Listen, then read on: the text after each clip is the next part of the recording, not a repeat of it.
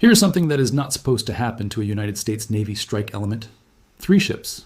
A guided missile destroyer running air defense, a coastal patrol ship built for close-in surveillance, and a mine countermeasures vessel clearing lanes through some of the most contested water on Earth. All 3 were operating inside the Strait of Hormuz, the 21-mile-wide choke point that separates the Persian Gulf from the Gulf of Oman, the single most valuable stretch of ocean in the global economy. And for 6 hours on the night this happened, all 3 of them stopped talking. Not stopped moving, stopped talking. No routine reporting, no position updates on the normal networks trackers rely on. No position updates on the normal networks trackers rely on. No response on the channels a warship is never supposed to go quiet on.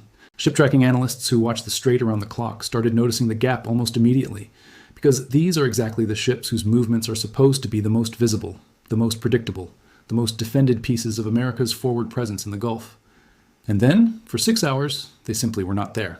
I am going to walk you through exactly what we know happened in the Strait of Hormuz over that 6-hour window, what Iran's Islamic Revolutionary Guard Corps Navy appears to have done to create it, what the U.S. response looked like once contact was restored, and why several people who track naval operations for a living are calling this one of the tensest single incidents of the entire conflict. Stay with me, because the full picture here is more complicated and more alarming than the initial reports suggest. And there is a detail near the end of this video involving what one of those 3 ships was actually doing in that channel that night that changes how you should think about the entire incident. Before we get into what happened on the water, I want to be upfront with you about how I'm approaching this video, because a story like this one attracts an enormous amount of speculation, and speculation is exactly what I'm trying to avoid. My background is in naval strategy and maritime security analysis. I have spent years studying chokepoint warfare, surface fleet operations, and the way electronic warfare has reshaped what a blockade even means in the 21st century. That is the lens I am bringing to this breakdown. Where something is confirmed by multiple independent trackers, I will tell you it is confirmed. Where it is still developing, or where serious analysts disagree on the interpretation, I will tell you that too. No hype dressed up as certainty. Let's get into it. To understand why 3 American ships going silent for 6 hours inside the Strait of Hormuz is such a significant event, you first have to understand what that strip of water actually is, and why every Navy operating inside it treats it like the most dangerous 21 miles on the planet. The strait connects the Persian Gulf to the Gulf of Oman, and from there to the open ocean. At its narrowest point, the shipping lanes, usable by large vessels, shrink down to about 2 miles wide in each direction, separated by a 2-mile buffer zone. That is the entire margin of error for every oil tanker, container ship, and naval vessel trying to move through one of the most economically important waterways in human history. Roughly 1/5 of the world's seaborne oil trade moves through that gap. Japan, South Korea, India, and much of Europe depend on tankers threading that exact needle every single day.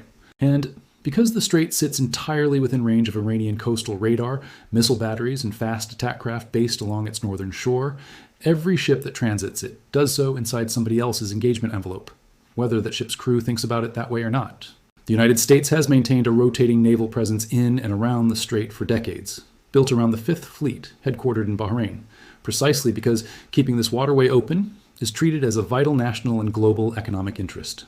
That presence typically includes destroyers providing air and missile defense, smaller patrol and mine countermeasure vessels handling the close-in and shallow water work that larger warships are not built for, and constant surveillance from both manned aircraft and satellite coverage. This is, on paper, one of the most heavily monitored patches of ocean in the world, which is exactly why a 6-hour communications gap involving 3 vessels operating together is not a minor technical hiccup. It is the kind of event that immediately triggers alarm inside every command center watching that water. Because the entire theory of naval dominance in a choke point like this rests on the assumption that you always know where your ships are and that your ships can always talk to you. This is also not the first time the Strait of Hormuz has been the setting for exactly this kind of tension between Iran and a Western naval presence. In the late 1980s, during what became known as the Tanker War, both Iran and Iraq targeted commercial shipping in the Gulf, and the United States ultimately began escorting reflagged tankers through the strait to keep oil flowing, a campaign that led to direct naval engagements between American and Iranian forces, including the loss of an Iranian frigate and several smaller vessels in a single day of fighting in the spring of 1988. That history matters here because it established, decades ago, the precedent both sides operate from now. Iran learned that it cannot contest American naval power directly and win. The United States learned that keeping the strait open sometimes requires a willingness to escalate quickly and decisively rather than absorb repeated smaller provocations. Every incident since then, including this one, gets read by planners on both sides against that historical backdrop. More recently, over the last decade, There have been repeated, smaller-scale incidents in these same waters. IRGC fast boats performing what the U.S. Navy has at various points called unsafe and unprofessional maneuvers near American vessels, brief seizures of commercial tankers under disputed pretexts, Iranian claims of capturing American unmanned surface vessels operating in international waters. Each of these incidents on its own was containable, resolved through a mix of diplomatic protest, naval posturing, and, in some cases, the quiet return of seized equipment or personnel. But each also served as a kind of live-fire rehearsal for the kind of coordinated, technology-driven confrontation that this 6-hour blackout appears to represent. This was not Iran improvising. This was Iran applying lessons from a decade of smaller tests against exactly the kind of American formation it now had in front of it. Iran's approach to contesting that assumption has been building for years, and it is worth understanding before we get into what happened this time. The Islamic Revolutionary Guard Corps Navy, distinct from Iran's conventional navy, has spent decades developing what is sometimes called an asymmetric or denial strategy in the Gulf. Rather than trying to match American naval power ship for ship, which Iran cannot do, the IRGC Navy has built a force optimized around swarms of small, fast attack boats, extensive coastal missile batteries, naval mines, midget submarines suited to shallow Gulf waters, and increasingly sophisticated electronic warfare capability aimed specifically at degrading an adversary's ability to communicate and navigate. Analysts who study the Gulf have documented Iranian GPS spoofing and jamming activity in and around the strait going back several years, activity that has, at various points, thrown commercial vessel position data off by significant margins and forced ships to rely on old-fashioned dead-reckoning navigation as a backup. That capability is the thread that connects almost everything else in this story, because a communications blackout affecting 3 ships simultaneously does not typically happen by accident. It happens because someone with the right equipment, positioned correctly, decided to make it happen. So let's walk through the sequence as it has been pieced together. In the hours before the blackout, the 3-ship group was operating in a configuration naval analysts describe as a typical straight transit escort formation. The destroyer providing the outer layer of air and surface defense, the coastal patrol vessel running closer, surveillance nearer the Iranian side of the channel, and the mine countermeasures ship conducting route clearance work along one of the shipping lanes, a routine but essential task given Iran's history of laying mines in this exact stretch of water during past periods of tension. Regional maritime trackers who monitor automatic identification system data and open-source satellite passes first noticed something unusual when the coastal patrol vessel's transponder signal became erratic, then stopped updating entirely. Within roughly 90 minutes, trackers monitoring the other 2 vessels reported the same pattern. Signal degradation, followed by what several described as a full communications gap. The response, once contact was reestablished, is where this story moves from a naval communications incident into a genuine escalation moment. Within a day of the blackout, the American formation, reinforced by additional escort assets moved into the area, conducted what regional trackers described as a deliberate high-visibility transit back through the same stretch of the strait at a slower speed and with substantially heavier air cover than the original transit. That is not a subtle signal in naval terms. Slowing down and adding air cover to retrace the exact route where you just lost contact with your own ships is the naval equivalent of walking back through a dangerous alley in broad daylight with backup. Specifically so everyone watching understands you are not intimidated and you are not going anywhere. Separately, U.S. Central Command's public statements in the days following the incident emphasized, without going into the classified specifics of what tools were used, that American forces retain what officials described as full situational awareness and freedom of navigation capability throughout the strait, language that is fairly clearly aimed at both Iran and at the international shipping industry that depends on this waterway staying open. Now here's the detail I mentioned at the top of this video, the one that changes how you should think about the entire incident. The mine countermeasures ship in that formation was not simply on a routine patrol, it was in the middle of an active route clearance operation, meaning its job that night was specifically to sweep a section of the shipping lane for mines ahead of commercial tanker traffic scheduled to transit in the following days. A 6-hour communications blackout affecting a ship in the middle of an active minesweeping operation is a materially more serious event than the same blackout affecting a ship on a general patrol, because it raises the question of whether that sweep was completed, interrupted, or compromised, and whether the lane it was working was left in a genuinely uncertain state at the exact moment global shipping was depending on it being clear. Analysts tracking commercial tanker movement in the days after the incident noted at least a temporary pause in scheduled transits through that specific lane, consistent with shipping companies and their insurers treating the area as unverified rather than confirmed clear. That is the part of this story that has real economic teeth well beyond the naval drama itself, because it does not take an actual mine strike to disrupt global shipping through the strait. It only takes enough uncertainty that insurers and shipping companies decide the risk calculation has changed. Let me pull back and give you the wider strategic picture, because a single 6-hour incident matters most in the context of the broader pattern it fits into. Iran's use of electronic warfare against American and allied naval assets in the Gulf has been escalating in sophistication over the past several years, moving from relatively crude GPS spoofing aimed mostly at commercial shipping toward more targeted efforts against naval communication and navigation systems specifically. What makes this particular incident notable is the apparent success, even if only temporary, of a coordinated effort against 3 vessels simultaneously in a formation that is specifically designed with redundant systems to prevent exactly that kind of total blackout. Whether that reflects a genuine leap forward in Iranian electronic warfare capability, a temporary vulnerability in how this specific formation was configured that night, or some combination of both, is likely to be studied closely by naval planners well beyond the single incident, regardless of how the broader diplomatic situation develops. From the American side, the response pattern, reinforcement, a deliberate show of force transit back through the same water, and public statements emphasizing continued freedom of navigation is consistent with a doctrine built around demonstrating that no single incident, however tense, will be allowed to functionally close or meaningfully deter operations in the Strait. That doctrine has been visible throughout the broader conflict in the Gulf over recent months, and this incident fits the pattern rather than breaking from it. What would represent a genuine break from the pattern is if a future incident like this one resulted in an actual loss of a vessel, a boarding, or a direct kinetic exchange rather than an electronic and communications-based confrontation. Every naval analyst I have seen weigh in on this incident agrees on one point, even amid disagreement over the details. An electronic blackout of this duration and scope is Iran testing the edges of what it can do without crossing into a threshold that would guarantee a direct, immediate, and overwhelming American military response. Whether that threshold moves closer with each incident like this one, or whether both sides continue managing an uneasy equilibrium just below it, is the central strategic question this event raises. There is also a harder, more uncomfortable question sitting underneath this incident that deserves honest treatment rather than a reassuring answer. If Iran's electronic warfare capability really did succeed in blacking out 3 American vessels simultaneously, even temporarily, that represents a meaningful erosion of an assumption American naval planning has relied on for decades, that superior technology guarantees superior situational awareness. Modern warships are extraordinarily capable, but they are also extraordinarily dependent on a web of satellite links, radio networks, and navigation signals that all have to keep working for that capability to matter. An adversary that can reliably interrupt that web, even for a few hours, even without ever firing a weapon, has found a genuine vulnerability in a much larger and more expensive system.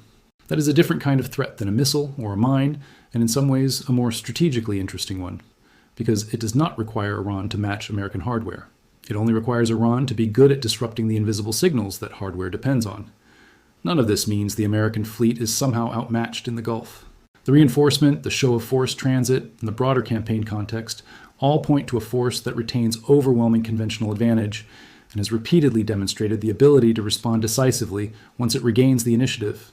But overwhelming conventional advantage and a 6-hour blind spot are not mutually exclusive facts, and a serious assessment of this incident has to hold both of them at the same time, rather than resolving the tension in whichever direction feels more comfortable. Let me bring this down to ground level, because the stakes here extend well past 3 ships and 6 hours of silence.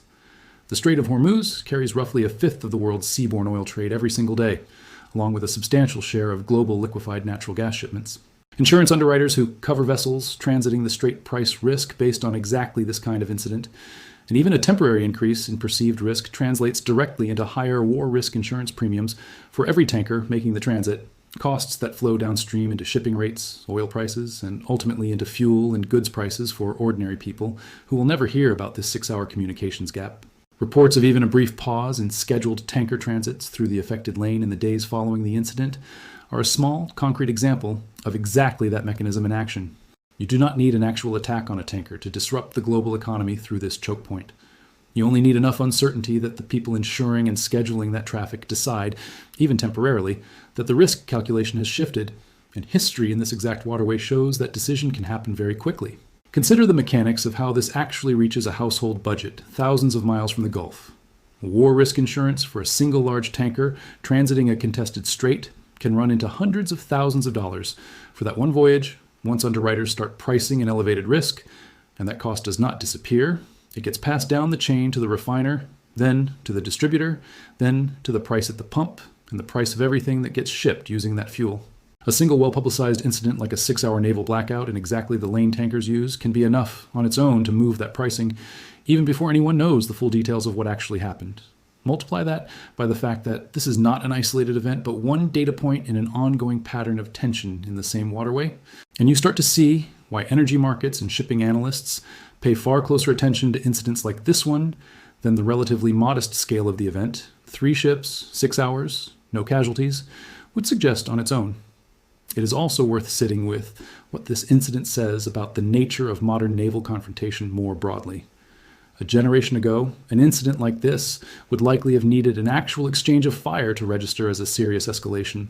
Today, the ability to make 3 warships functionally disappear from their own command structure for 6 hours without a single shot being fired is itself a demonstration of capability and a form of coercive signaling. Iran does not need to sink an American ship to make a point about what it can do inside its own coastal waters. It only needs to make American commanders, allied shipping companies, and global insurers all momentarily uncertain about who actually controls that water on a given night. That is arguably a more sustainable, lower-risk strategy for Iran than any direct kinetic confrontation would be, and it is one that plays directly to the asymmetric strengths the IRGC Navy has spent years building. This also raises a longer-term question worth watching well past this single incident. How does the U.S. Navy adapt a formation like this one to be more resilient against exactly this kind of layered electronic attack? Some of that answer likely involves redundancy that does not rely on systems vulnerable to the same jamming techniques, older, simpler backup methods that are harder to disrupt, precisely because they are less sophisticated. Some of it likely involves changes to how closely paired vessels operate during high-risk work like route clearance, spacing, and formation choices that make it harder for a single coordinated effort to affect an entire group at once. And some of it is almost certainly happening already, quietly in ways that will not be public until the next incident tests whether the adjustment actually worked. That is the uncomfortable rhythm of this kind of asymmetric contest. Each side learns from the last encounter, and the next one is the test of whether that lesson actually held. It is also worth noting how quickly this incident moved from a naval command center's problem to a talking point across defense and foreign policy circles more broadly. Within days, the blackout was being referenced in broader discussions about the durability of the ceasefire arrangements that had briefly quieted parts of this conflict, with some officials and analysts arguing this represented Iran testing whether it could extract advantage through gray zone tactics without formally breaking those arrangements, while others cautioned against reading too much strategic intent into what may still, at the end of the day, prove to be a more localized and opportunistic action rather than a centrally directed one. Both readings remain live possibilities, and the honest answer right now is that the full picture will likely only become clear as more incidents, or a meaningful absence of them, accumulate in the weeks ahead. Put all of that together, and this 6-hour window in the Strait of Hormuz stops looking like an isolated naval curiosity and starts looking like a genuine data point in how this entire conflict is likely to be fought going forward, not primarily through large, dramatic strikes that dominate headlines for a single news cycle, but through a slower, quieter contest over who controls information, communication, and certainty in a stretch of water that the global economy simply cannot function without. Before you go, I want to ask you 2 things directly. First, if this breakdown gave you a clearer picture of what actually happened in the Strait than what you're seeing in shorter clips or headlines elsewhere, share it with one person who is trying to make sense of this conflict. That is genuinely the only way analysis like this reaches people instead of getting buried under louder, less careful content. Second, I want your read in the comments. Do you think this was primarily an electronic warfare demonstration, a genuine attempt to isolate and potentially board one of these vessels, or something in between that we do not have full visibility into yet? And do you think incidents like this one make an actual direct clash in the Strait more likely in the coming weeks? Or do you think both sides are, for now, content to keep testing each other without crossing that line? Drop your assessment below. I read every one of them, and if this video delivered real value, a like helps it reach the people who need a clear-headed breakdown instead of speculation. Here is where this stands. 3 American vessels, a destroyer, a coastal patrol ship, and a mine countermeasures vessel, operating together inside the Strait of Hormuz, went dark across multiple redundant communication and tracking systems for approximately 6 hours, a pattern consistent with a coordinated Iranian electronic warfare operation, rather than a technical failure. Iranian fast attack craft were reported operating unusually close to the formation's last known position before the blackout began, though direct physical contact or any boarding attempt remains unconfirmed. When contact was restored, all 3 ships reported no casualties, but significant navigation and communication degradation, consistent with sustained jamming. The mine countermeasures vessel was in the middle of an active minesweeping operation ahead of scheduled tanker traffic. At the time, contact was lost, adding a real economic dimension well beyond the naval incident itself, with at least a temporary pause in scheduled transits through the affected lane reported afterward. The American response, reinforcement of the area, and a deliberate, heavier escorted transit back through the same stretch of water, reflects a doctrine built around demonstrating that no single incident will be allowed to functionally close the strait, even as Iran continues testing the edges of coercive, non-kinetic confrontation in the waterway that carries a fifth of the world's seaborne oil trade every day.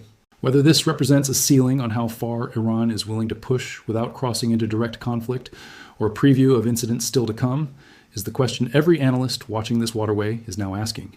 Stay locked in on this one, because the Strait of Hormuz is very much still an open story.